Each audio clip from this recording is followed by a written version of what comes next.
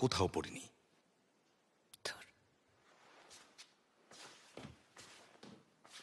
সত্যি কিছু করবে না তো? না, 3 সত্যি।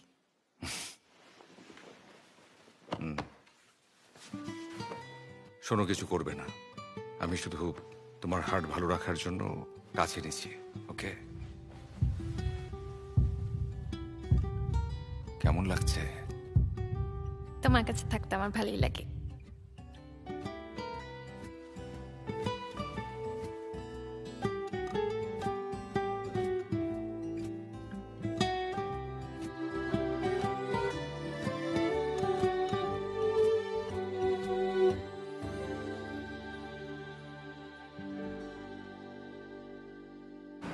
কি?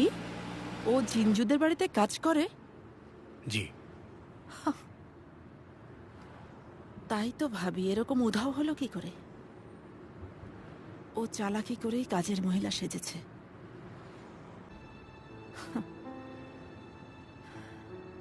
এখনই জিঞ্জুর বাসায় চলো।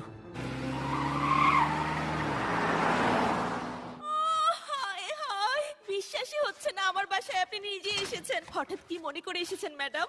তেমন কিছু না, ভাবলাম তুমি বারবার ফোন করো, আসা হয় না। আজ হাতে সময় আছে তাই চলে এলাম। বসুন না প্লিজ। খালা শুনছো? আমাদের জন্য 2 কাপ কফি দাও, ভালো করে স্পেশাল করে বানাবে, ঠিক আছে? আচ্ছা।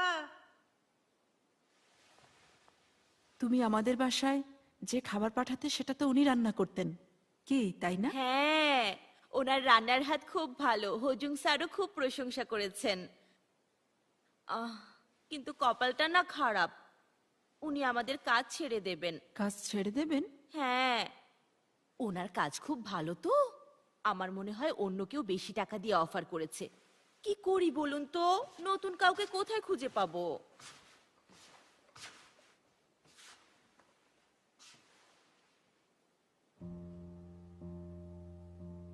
আরে কি হলো, নিয়ে এসো।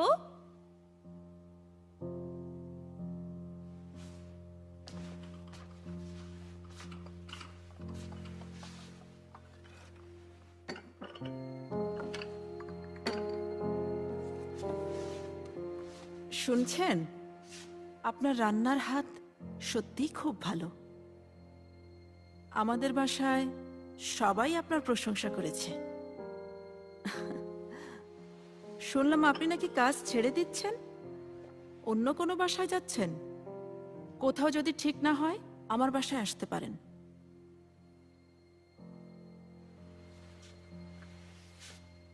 কেন? তাতে তোমার ক্ষতি হবে না? ওমা, এই খালা, আরে ওনাকে তুমি করে বলছো কেন? সত্যি কি আমাকে নিয়ে যাবে? বেডরুম না দাও, কিচেন তো দিতে পারবে। আমি জানি না ঠিক কি উদ্দেশ্য নিয়ে তুমি এখানে এসেছো, কিন্তু তুমি ভুল করেছো। আমি এতদিন চুপ করেছিলাম শুধু আমার ছেলে জুনজয়ের কোনো ক্ষতি না হয় সেই ভয়ে, কিন্তু আমার এখন কোনো ভয় নেই।